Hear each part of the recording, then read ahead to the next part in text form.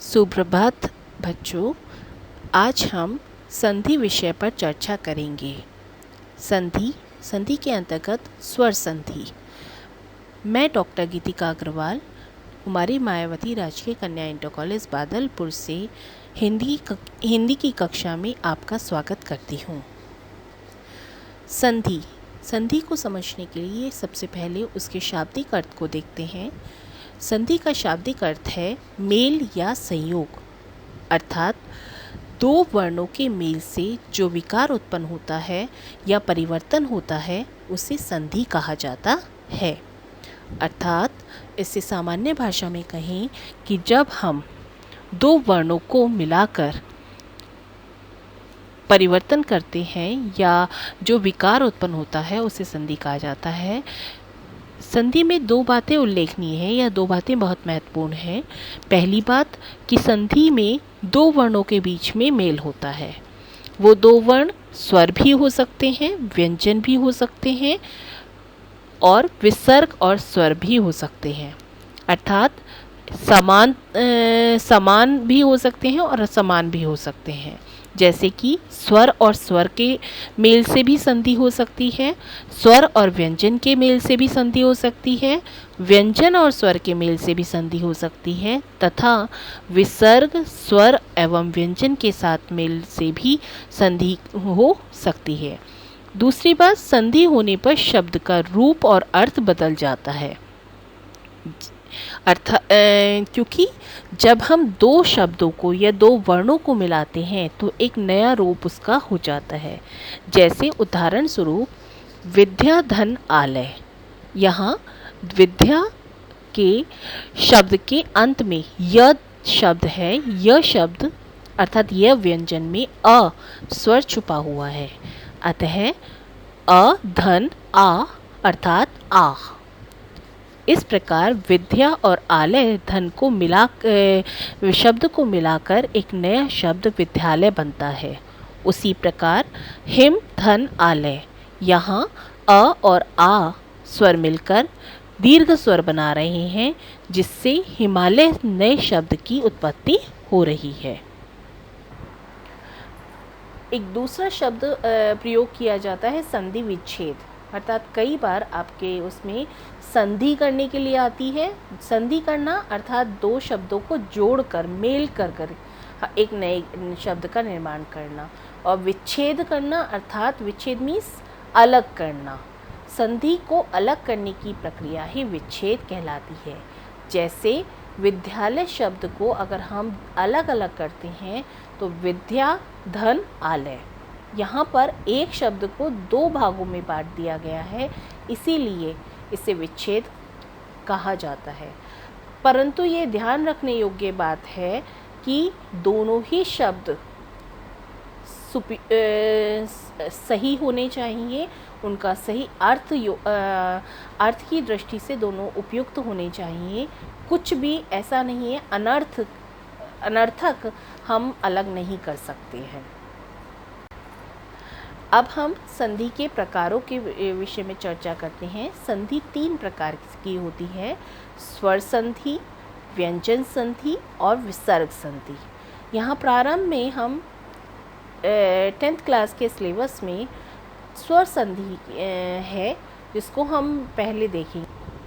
स्वर संधि दो स्वरों के मेल से जो विकार या रूप परिवर्तन होता है उसे स्वर संधि कहते हैं। अर्थात यहाँ दो स्वर मिलकर एक नया रूप परिवर्तित करते हैं। जिस प्रकार उदाहरण के रूप में दे सकते हो आप हिम धन आलय। इस संधि का हम पहले भी चर्चा कर चुके हैं। यहाँ हिम में अंत में अ स्वर छिपा हुआ है और आलय में आ स्वर छुपा हुआ है, अर्थात अ धन आ अर्थात आ।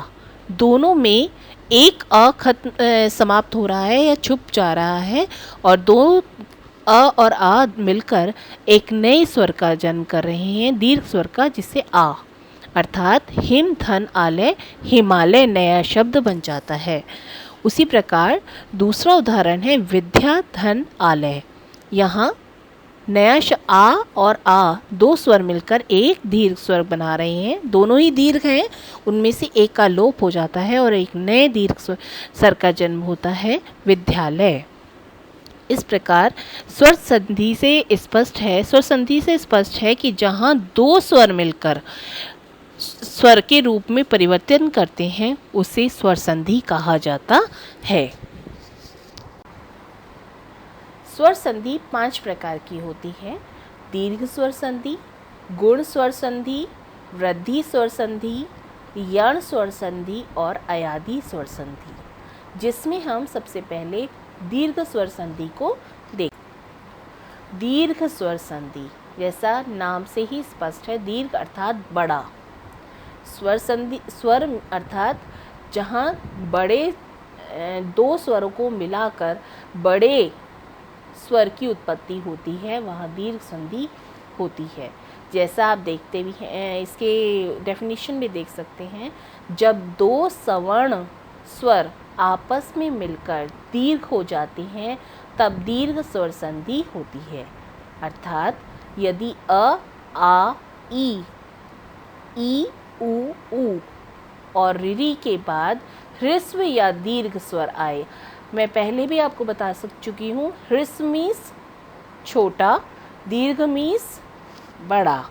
ह्रस्व अर्थात जहाँ एक स्वर की ध्वनि आए और दीर्घ अर्थात जहाँ एक से अधिक दो स्वरों की ध्वनि आए उसे दीर्घ स्वर कहते हैं। तो दोनों मिलकर क्रमशः आ, ई, उ और ऋ हो जाते हैं, अर्थात दीर्घ हो जाते हैं। यहाँ एक बात ध्यान रखने योग्य है, दो सवर्ण स्वर अर्थात दोनों स्वर जो दोनों तरफ आ रहे हैं वो समान होनी चाहिए। जैसे अगर इसमें उदाहरण देख सकते हैं, जैसे इधर पहले वाले में अ है तो दूसरे वाले में भी अ ही होना चाहिए, तभी आ बनेगा। पहले वाले में अ है तो आ होगा तो आ बनेगा। अर्थात अ के साथ अ या आ ही मिलता है तभी वो दीर्घ होता है, आ बन जाता है। दूसरा उदाहरण देखेंगे, आ धन आ भी आ, अर्थात तीनों समान होंगे। अ है और इधर अ है, इधर अ है, दूसरी तरफ आ है, या दोनों तरफ आ है, या इधर पहले वाले में बड़ा आ, दूसरे वाले में छोटा आ है, तब आ स्वर अर्थात दीर्घ स्वर बन जाता है। उसी प्रकार ई दीर्घ हो जाती है, ई दीर्घ हो जाती है, ई दीर्घ हो जाती है, या फिर इस तरह से उसी प्रकार ऊ का साथ भी है, छोटा ऊ बड़ा और छोटा ऊ बड़ा ऊ हो जाता है, छोटा ऊ बड़ा ऊ हो जाता है।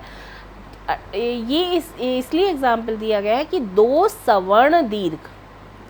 सवर्ण स्वर आपस में मिलकर दीर्घ हो जाते हैं, वहाँ पर दीर्घ संधि होती है। अब इसी के उदाहरण आप देख, दीर्घ स्वर संधि के अलग अलग प्रकार से एक एक उदाहरण मैंने सामने स्पष्ट किए हैं।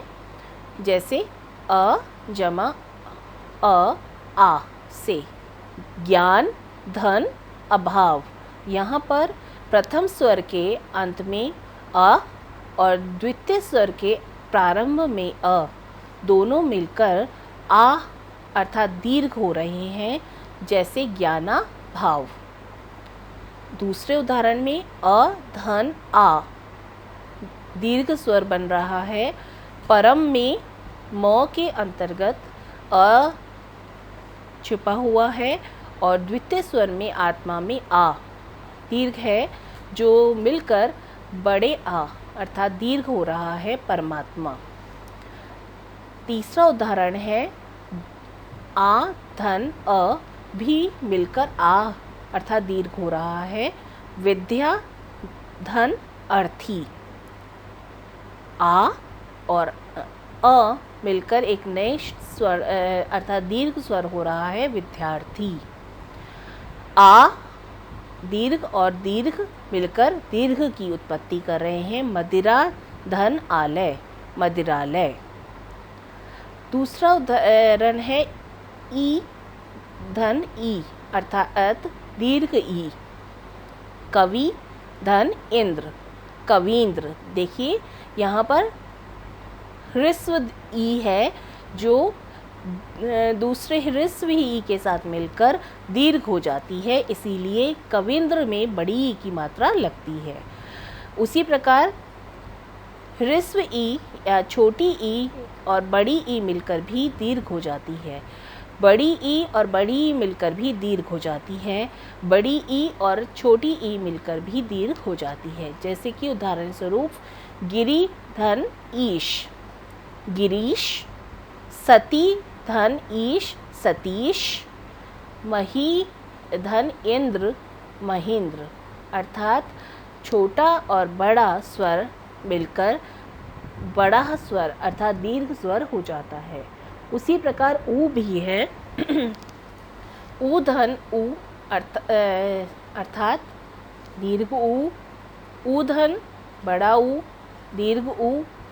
बड़ा ऊ धन छोटा ऊ, दीर्घ ऊ।